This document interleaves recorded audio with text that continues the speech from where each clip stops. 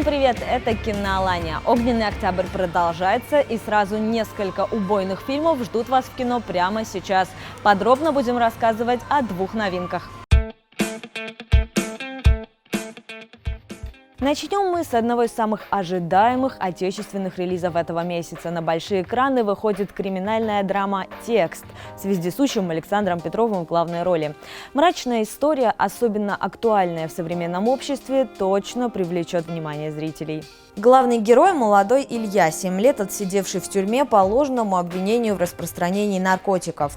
Выйдя на свободу, он понимает, что прежняя жизнь разрушена. Он находит сотрудника спецслужб, который и подкинул ему наркотики. Встреча завершается не очень хорошо, но Илья получает доступ к смартфону Петра, а с ним и к его жизни – фотографиям, видео, перепискам с родителями и девушкой Ниной, к странным переговорам с коллегами. На время Илья становится для всех Петром.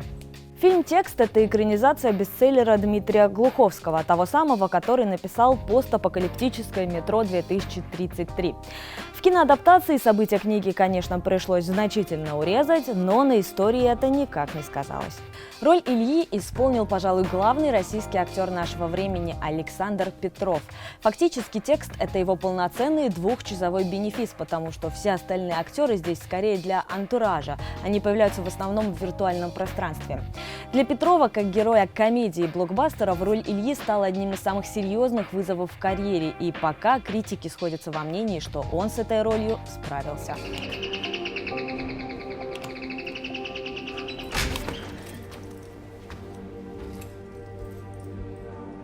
Боже мой, вышел, что ли?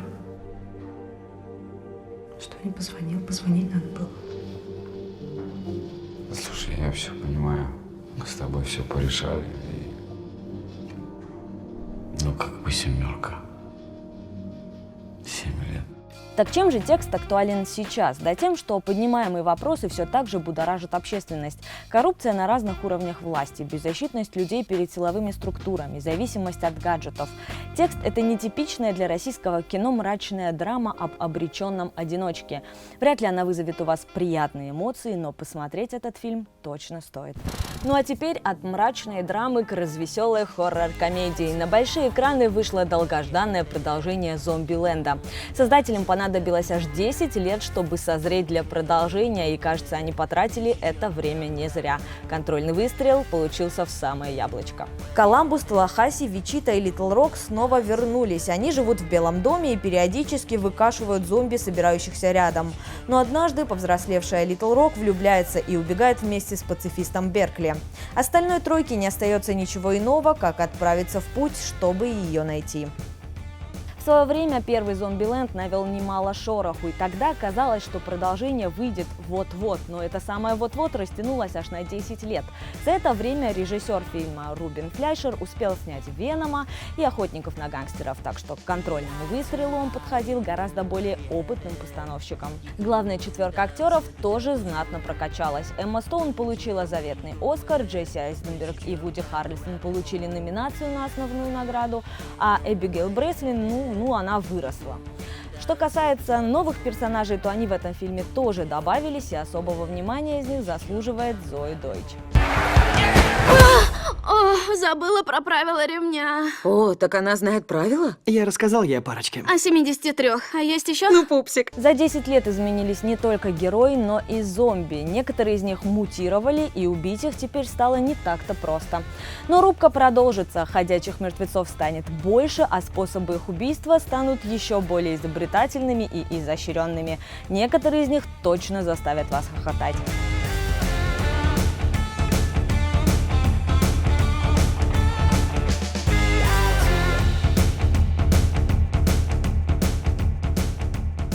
Самое главное – это то, что второй «Зомбиленд» сумел сохранить оторванность первой части. Это все тот же безумный аттракцион, где герои уморительно шутят и просто убойно уничтожают зомби. Динамика, экшен и юмор – все не хуже, чем в первой части, и если она вам нравится, вы просто обязаны посмотреть вторую.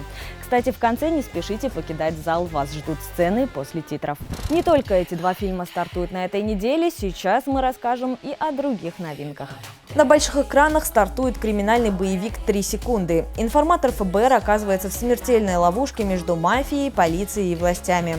На кону его семья, свобода и жизнь. Главные роли в зубодробительном боевике исполнили Юэль Киннаман, Клайв Оуэн и Розамунд Пайк.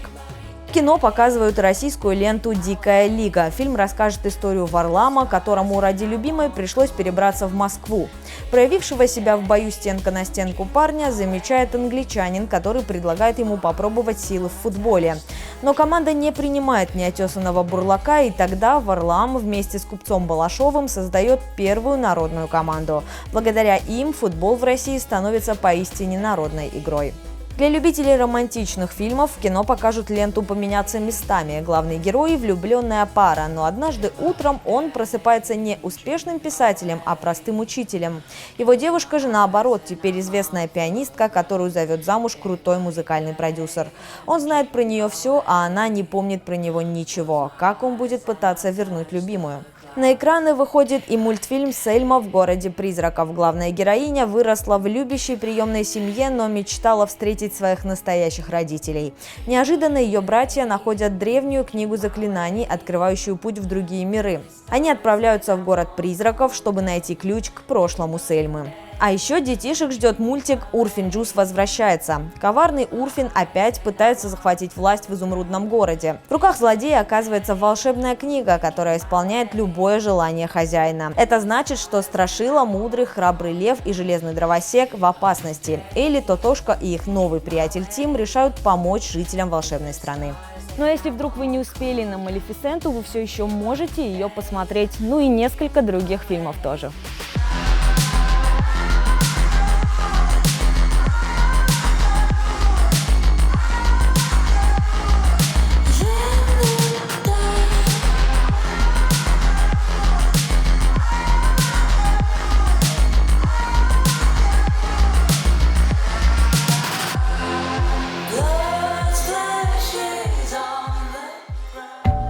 Ну что, идем? Да. А можешь оставить телефон? Фил, кто эта стерва?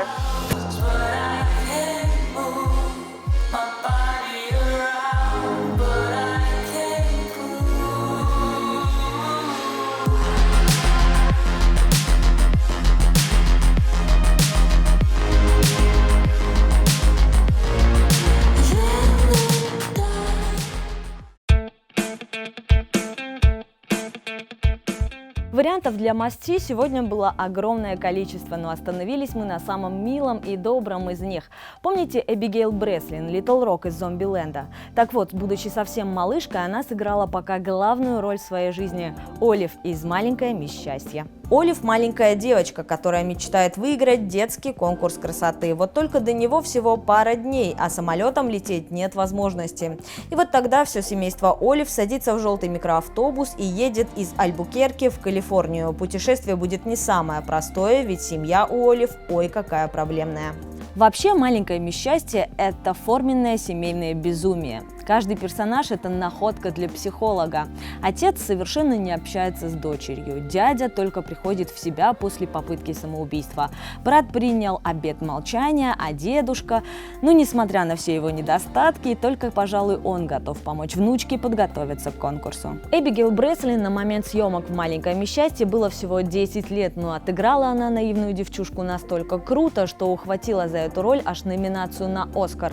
Благодаря ей и другим актерам вы будете переживать за безумное семейство на протяжении всех 100 минут. Это вам гарантировано. Вообще, «Маленькое мисс Счастье» – это очень необычное кино. Яркое, моментами уморительное, моментами печальное. Но главное, что этот фильм заражает вас оптимизмом и любовью к жизни, терпением и желанием заботиться о своих близких. Наверное, именно поэтому каждому, кто посмотрит «Маленькое мисс Счастье», он западает в душу. Ну а у нас на этом все. Смотрите хорошие фильмы и увидимся в кино.